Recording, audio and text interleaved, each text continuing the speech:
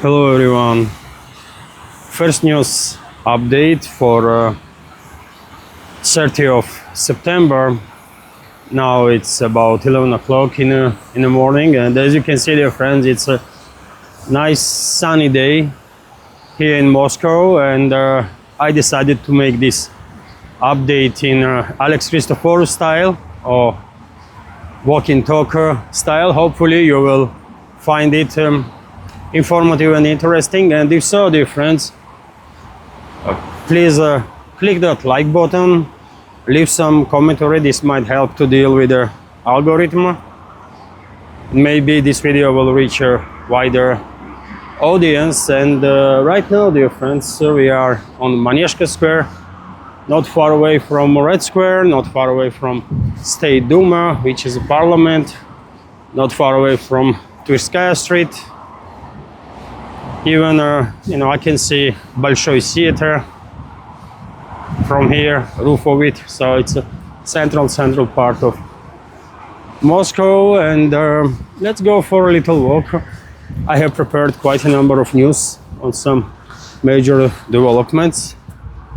And I will start with the celebration that is in Russia today, Reunification Day, and Russian President Vladimir Putin made an address to nation in regards to this celebration. Let me give you some details of the speech that Russian President addressed. So Putin congratulated the Russians on the day of reunification with the new regions. Vladimir Putin, according to RIA Novosti, congratulated Russians on the day of reunification with the Donetsk and Lugansk People's Republics and Kherson and Zaporozhye Oblasts. And we have some quotes from his speech. Dear friends,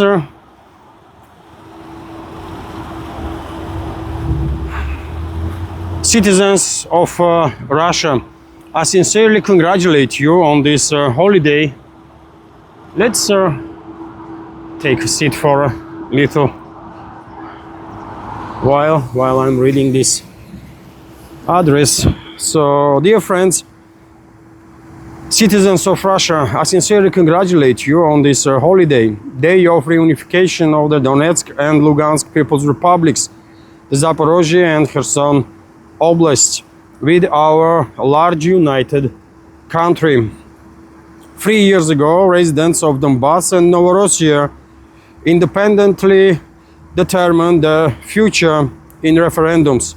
They made a dream they lived with for many years come true, and made a crucial, life-changing decision to be with the homeland, with the Russia, to return to their family, of which they'd always been part of. Russia is proud of its reunification with the DPR, LPR, and the Kherson and Zaporozhye regions. The entire country is now waging a righteous battle to defend, rightful battle to defend the choice of the residents of these regions. Our soldiers and commanders are rising to their attack. Together we defend our love for the motherland and the unity of our historical destiny. We fight and win. We defend our fundamental national interests, shared memory and values, the Russian language, traditions, culture, and faith. Putin separately thanked their military personnel for their loyalty to Russia, valor, and courage, and for every day of difficult combat work. Thanks to you, Putin addressed the militaries. Russia's security will be reliably guaranteed, and long-awaited and lasting peace will return to their heroic lands of Donbass and Novorossiya. We are together, and that means all our plans will be realized. And as you know, dear friends, from September 23rd to 27 in 2022, there was referendums in DPR, LPR, Kherson and Zaporozhye region, and overall the majority of the residents of this region made decision to separate from former Ukrainian Soviet Socialist Republic and join the Russian Federation. On September 30, ceremony was held in the Kremlin to sign treaties on the accession of the new territories to Russia. And the Russian Federation is celebrating this day. Today, congratulations to all the Russian citizens and all the friends of Russia, by the way, with this great day. Of course, let's talk about some other news now, while I will decide which way to go from here. Maybe we should go towards the Red Square. It's a long time since I recorded video there, so why not? Let's see, today is a big celebration, so maybe Red Square is closed for some ceremonies, I don't know. You know, we will find out now in a minute.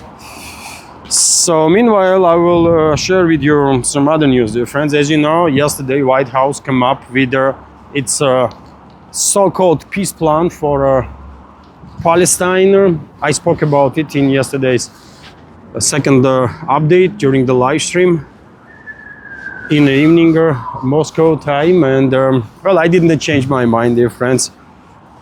This is anything but a peace plan that White House came up with.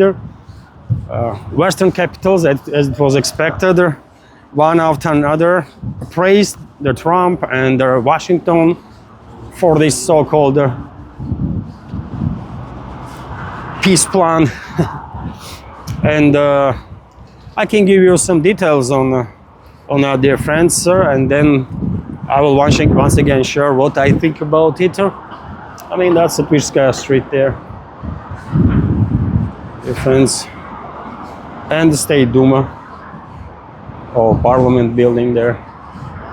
So let's move towards Red Square. Why not? As you know, I will publish, as I did in past week, I will publish this first update initially on my Patreon and Boosty pages, dear friends. For early access, please consider to join our communities there. That will be great support of my work, of course, and this media project.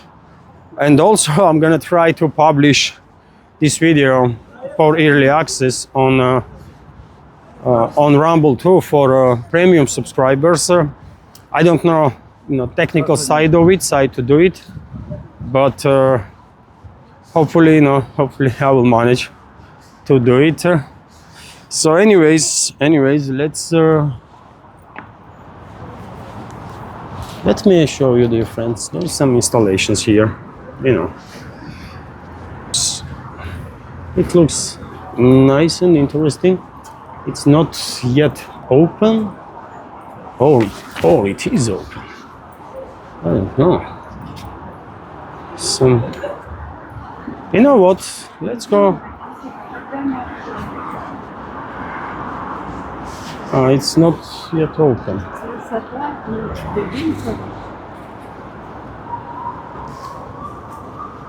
Okay, let's go that way. Maybe it's open. There are gonna be some, I don't know, some events, I guess. Celebration of today, Reunification, and also, I guess, these installations have been built here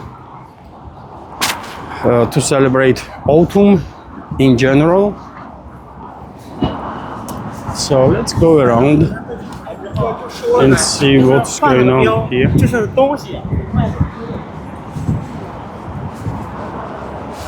Oh, it's not yet open. Okay.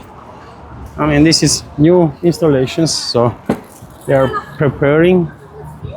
Okay. I guess they will open soon. But anyways, we have to continue, dear friends. So I'll share news about some details about this so-called peace plan that Trump come up with, and if it's okay, dear friends, I will keep filming this way for a little while, so you can see what I see. And so yes, let's go through some details on this plan. The White House has unveiled the plan for a settlement in Gaza. The US administration is proposing to transfer the Gaza Strip to external administration for a transitional period. This is stated in the White House plan for resolving the conflict in the enclave. Gaza will be governed by a temporary transitional government consisting of technocratic, apolitical Palestinian community responsible for ensuring the day-to-day functioning of public services and their municipalities for the residents of Gaza. The document states this building is a hotel Seven Seasons or something, right? And of course Red Square that way. This is a historical museum. На протяжении всего маршрута с вами опытный аккредитованный экскурсовод. Во время экскурсии... So let's go on the Red Square, by the way. It's early morning, but still, I mean, tourists here. Of course, this is one of the most popular tourist destinations, this part of the city. So, okay. Let's continue with some more news. And also, by the way, media here in Russia is reporting that this committee that the White House allegedly intends to create will be composed of qualified Palestinian and international experts under the supervision and control of the new international transitional body, the Peace Council, which will be chaired by US President Donald Trump. So you can know straight away that this is some freaking joke, man. What US President Donald Trump, man? That clown? Total embarrassment, by the way. I mean, who gonna take seriously these freaking idiots, man? And also with others. And heads of states to be announced later. The White House distributed piece of this plan to some states. The document also notes that former British Prime Minister Tony Blair will also be a member of this body, and this is one more indicator that something dodgy is going on there. Tony Blair, this puppet of Zionists, it says it all, isn't it? It just says it all. That this is yet another deception in which US President Trump and his team are involved personally. Deception to create a false narrative that, you see, there was opportunity for Palestinians to take a peace, there was opportunity for Hamas to take a peace. They did not, and so therefore Israel has to go ahead with their whatever plans they have. That's their idea behind this freaking nonsense. And Trump himself stated already, by the way, that if Hamas will not take this offer, US will provide the full support to Israel. In that case, as if US is not providing Israel with all the weapons and money that Israel is demanding, basically. So we are on the Red Square right now. Of course, you recognize this area straight away. This is GUM. When it was open, this is a shopping mall, by the way. When it was open some, I don't know, 100 years ago, maybe longer than that now, it was, I believe, biggest shopping mall at the time, in Europe at least. So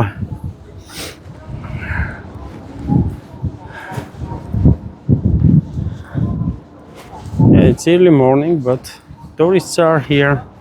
You know, I can see some bloggers recording some videos and stuff.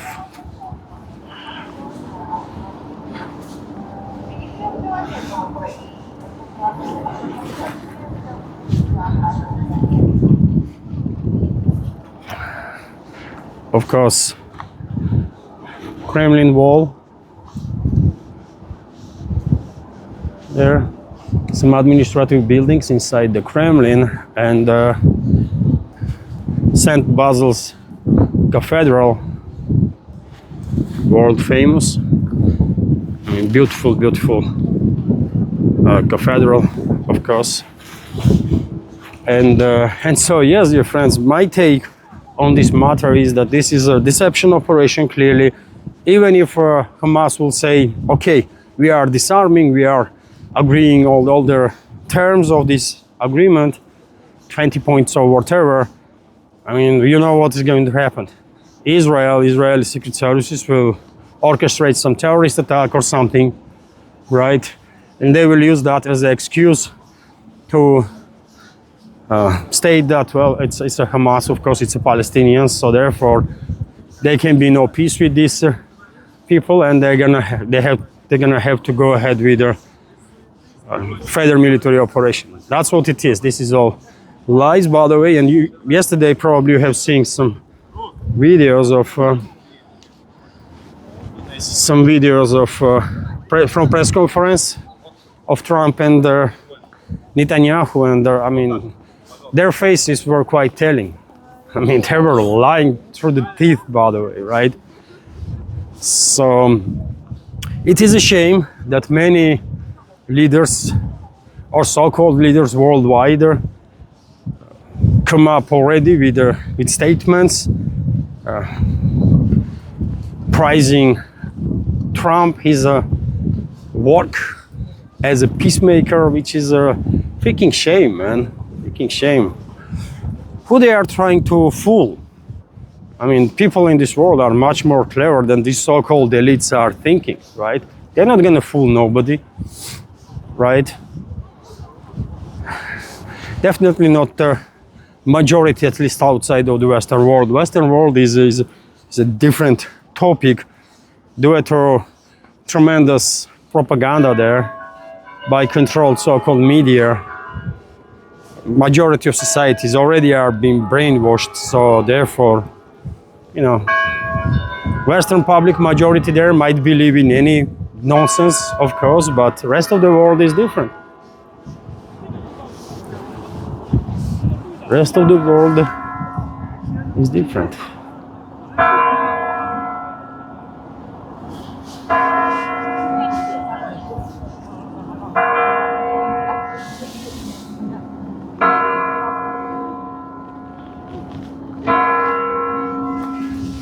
So, okay, that is that, right?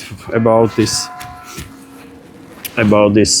Trump's so-called peace plan. It's a total nonsense and a joker. Trump was never honest about the matter. Neither Netanyahu, of course. We're gonna believe them, man. But anyways, let me give you some other news. Trump will deliver some speech today. Media is reporting that 6 o'clock Moscow time, 6 p.m. Moscow time, Trump's speech should be expected. No one knows what he's gonna talk about, although what is being reported is that Trump is scheduled to do this speech, to make this speech shortly after returning to White House from a meeting in Quantico, Virginia, with the Secretary of War Pat Hexet and the hundreds of American generals and admirals that Hexet called in just a couple of days ago. So it is anybody's guess now what Trump gonna talk about. Maybe he will attack Russia once again. Maybe he will talk about this so-called peace plan in regards to Palestine. Maybe he will talk about regime change in Venezuela or Middle East, anything. Anything can be topic of discussion. Maybe Trump will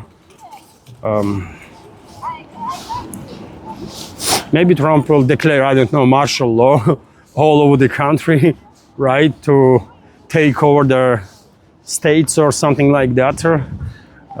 He already in a war basically with many governors and mayors all over the US. So this also can be the topic, some internal situation. You never know with him, isn't it? So let's wait and see. Approximately 6 p.m. Moscow time. This speech will, Trump will make this speech, and we will find out. Meanwhile, by the way, maybe Trump gonna talk about also government shutdown during his speech, which might happen already. I mean, today or tomorrow. I mean, in short time, if Republicans and Democrats will not agree on the budget and all the coincided topics.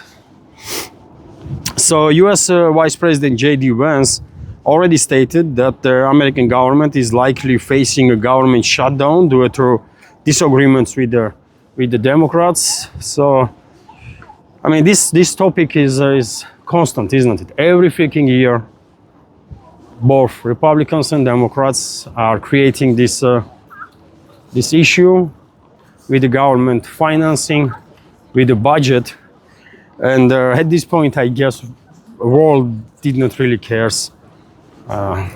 Maybe even Americans don't care, by the way. I don't know, because people are getting tired, man, with the same freaking stories year on year. Also, dear friends, some other topics. When it comes to Ukrainian crisis, we have a report from RIA Novosti, for example, that air defense forces intercepted, Russian air defense system intercepted some 81 drones that was launched by Western-backed terrorist regime of Zelensky to strike deep into Russian territory. 26 drones were intercepted over the Voronezh region, 25 over the Belgorod, 12 over Rostov region, 11 over the Kursk region, 7 over Volgograd region. Also, dear friends, as I mentioned during yesterday's second update, Russian armed forces liberated Chandrigolovo and Zaryechne settlements in a DPR.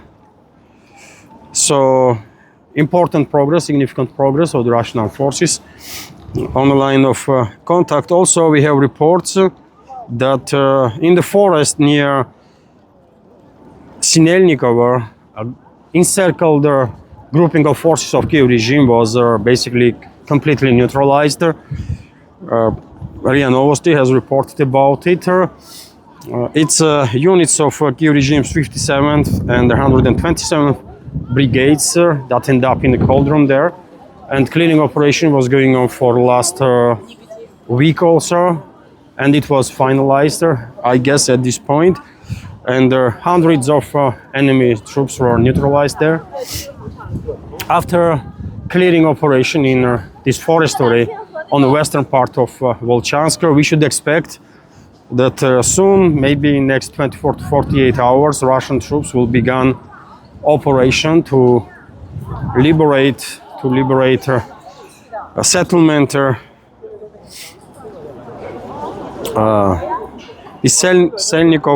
Sinelnikovo settlement itself, and then Russian troops will begin offensive, most likely on the Volchansk from western side. Simultaneously, we might see offensives from north, from east. Kiev regime's grouping of forces in Volchansk is quite effectively is an operational encirclement, I would say, right now already. Also, dear friends, Russian President Vladimir Putin signed a decree on autumn conscription from October 1st to December 31st, 2025, to implement the conscription of 135,000 citizens of the Russian Federation aged 18 to 30 who are not in the reserves and are subject to conscription for military service. The document states, to avoid any speculations, the French General Staff also made a statement that these conscripts will not be deployed to zone of special military operation or in conflict zones anywhere. Right? This is always the case, by the way. Conscripts are not participating in special military operation. There was one instance when conscripts actually end up in a battle. That was conscripts from border guards, right? When Kiev regime's forces and their NATO allies attacked Kursk region. Other than that, I cannot remember instance when conscripts actually end up in the battlefield. They are deployed only deep into Russian territory. Just in case some force is gonna try to speculate on the matter, General Staff also come up with the statement that conscripts not gonna be deployed in the zone of special military operation. Also, dear friends, well, interesting reports in regards to hostilities from the Western countries towards Russia. No surprises here, but I think it is important to notice that Chancellor of Germany, Scholz, stated that Germany is currently no longer in a state of peace. Merz, sorry, not the short, but Merz. Who gives a damn, man, what is their freaking names? I mean, Merz, Scholz, all the, same garbage, right? But anyways, for more clarity, it's a Merz. Friedrich Merz, yes, stated that Germany is in no state of peace right now. I wonder why. Why is that? Maybe because criminal, irresponsible leadership of Germany is endangering the citizens of this country while provoking escalation with Russia and while being engaged directly in a war against Russia, this proxy war that West is waging. Maybe that's why Germany is in no state of peace. I guess more and more people in Germany are realizing that, and that's why AfD, by the way, is Alternative for Germany party, is the most popular party in the country. Germans, more and more Germans are sick and tired of these psychopaths, right? In their elites. Same processes are happening in UK, by the way. More and more people are waking up there, and Reform UK party is the most popular party, believe it or not. Most popular party right now there, right? And if elections will hold today, they will have a majority. So you can guess how tired Brits are with this sickening so-called elites there too. Question I have is how independent these parties, these alternative parties are really, and what kind of connections do they have or don't have with their globalists and all sorts of other groups of influence. This is very important topic because maybe, who knows, maybe and others would try to manipulate public opinion while creating these new parties, right? It's also a possibility. And of course, you are recognizing this place, dear friends, right next to Kremlin. in memory of all the heroes that sacrificed their lives so that we can live. Forever fire, eternal fire.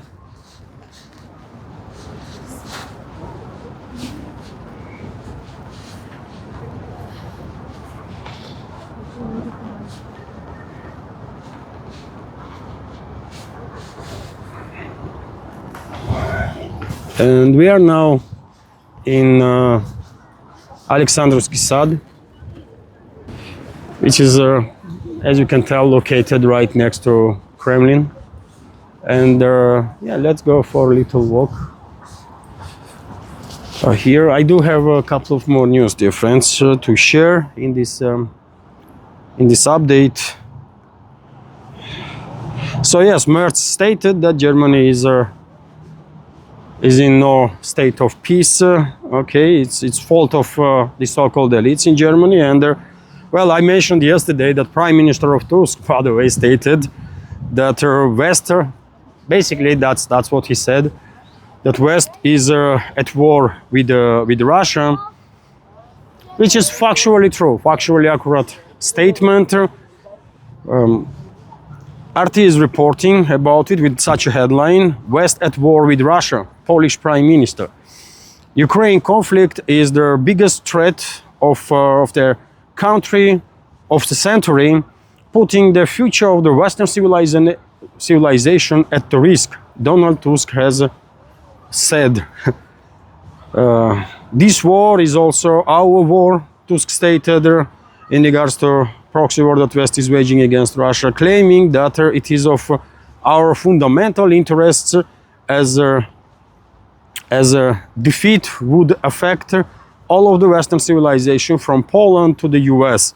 He called for solidarity and unity within the EU and NATO to counter this. Okay.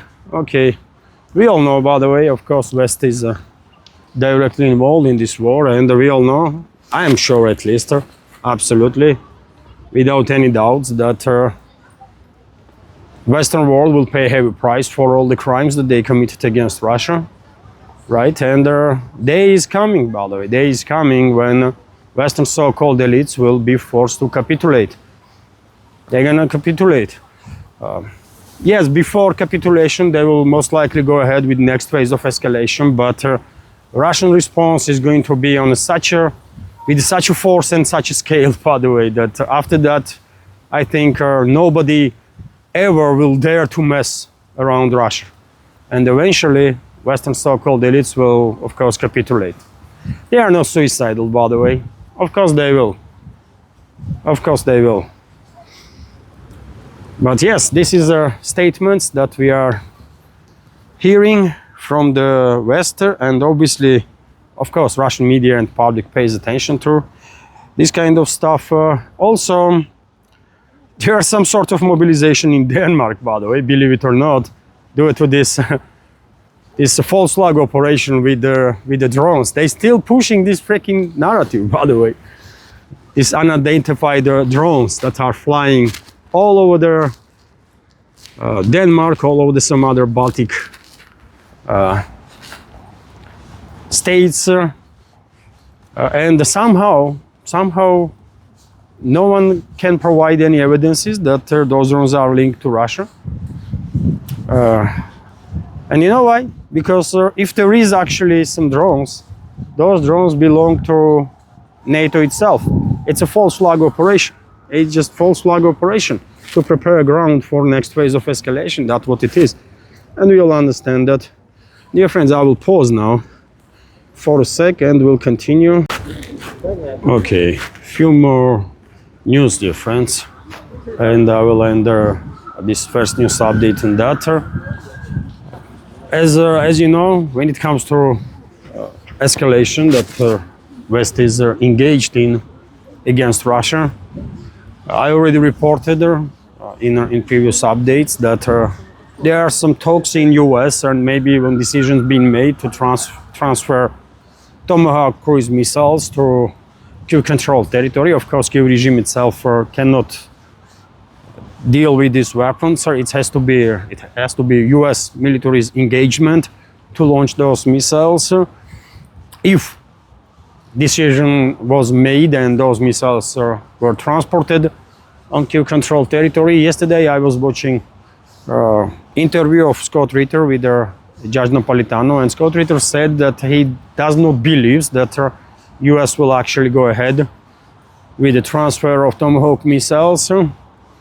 Maybe he is correct. He knows about military stuff like a million times more than I do, right? So maybe he is correct on that. Let's hope so. But in any ways, Tomahawk missiles or some other long-range weapon systems, but weapons are transferred to Kyiv-controlled territory, and I'm afraid will be used during the next phase of escalation that I'm 100% convinced the West is planning to launch in relatively short time. And representative of Trump, by the way, Trump's envoy Kellogg, stated openly during his interview with the Fox News or something that Trump authorized basically long-range strikes deep into Russian territory with their U.S. weapons. So that means some long-range weapons on top of ATACMS and their missiles of HIMARS have been sent to Kyiv-controlled territory, isn't it? So that some additional authorization was needed to use those weapon systems for strike deep into Russia. So unfortunately, yes, US is no any less engaged in this proxy war against Russia now than during the Biden's administration. Some might even argue that Trump is not just a Biden 2.0, but even worse. And I can see argument for such take. Also, dear friends, when it comes to hostility of US towards countries all over the world, I can give you this report that Trump administration is pressuring India to give up on the plans in regards to port in Iran. This is some $370 million project, by the way, that India is engaged in to invest in a port infrastructure in Iran. And this is, of course, part of a bigger trade route. And, Trump is not happy with this and now are demanding from New Delhi to dump this project. Let's see if Trump will succeed in this. Trump's demand from India to cut ties with Russia, cut trade relationships with Russia, did not work. New Delhi stand strong against all the pressure. And I think we're going to see same happening now. I don't know how long it will take before Western so-called elites will realize that they are no longer in a position to dictate to countries left and right what to do, when, how, and why. Especially to countries that are that have principles and are strong enough to defend their principles, right? And India is definitely among these countries for sure. And dear friends, you might wondering if there was any more statements from Russian officials in regards to elections in Moldova, and yes, it was official spokeswoman of Foreign Ministry, Maria Zakharova, commented on the matter and stated that, as I said, this was anything but elections. Voting rights of citizens of Moldova, hundreds of thousands of citizens of Moldova, was neglected, ignored, and Zakharova said to pay attention to statement of Speaker of Federal Council, Matvienko, that I mentioned yesterday, by the way, during the second update. Matvienko said that with these so-called elections, Sandu's regime basically finalized its transformation to become Brussels tyranny, something like that. So extremely negative comments from Moscow, which definitely can be indicator. That probably Kremlin will not recognize results of those so-called elections, and this will be absolutely justified because, as a press spokesman of the Russian president Dmitry Peskov said yesterday, when hundreds of thousands of citizens of this tiny republic were completely ignored, their rights were ignored, their voting rights, then what we are talking about? What elections was that? It's not an elections, right? It's just a freak show. So let's see in upcoming days. Probably we will get some more information on the Moscow stance, but at this point seems like Moscow is not really recognizing results of those so-called elections that took place last Sunday. Yen difference. This is it for now. Hopefully you like the video. You'll find it informative and interesting, and if so, please click that like button, leave some commentary, and so yeah, subscribe to my Patreon page, Boosty page. That will be great support too, and the links, by the way, if you want to support, there's links to my PayPal, to my Boosty platforms under this video in description box in pinned comment. And also let me remind you that this evening at 10 o'clock I will have a live stream with the second news update. So join if you can. Most likely YouTube will not send you notification. Maybe Rumble would not send you notification too. So therefore 10 p.m. Moscow time, live stream on my YouTube and Rumble channels from Monday to Thursday, maybe I will add Friday too. This is it for now. Have a wonderful day and take care.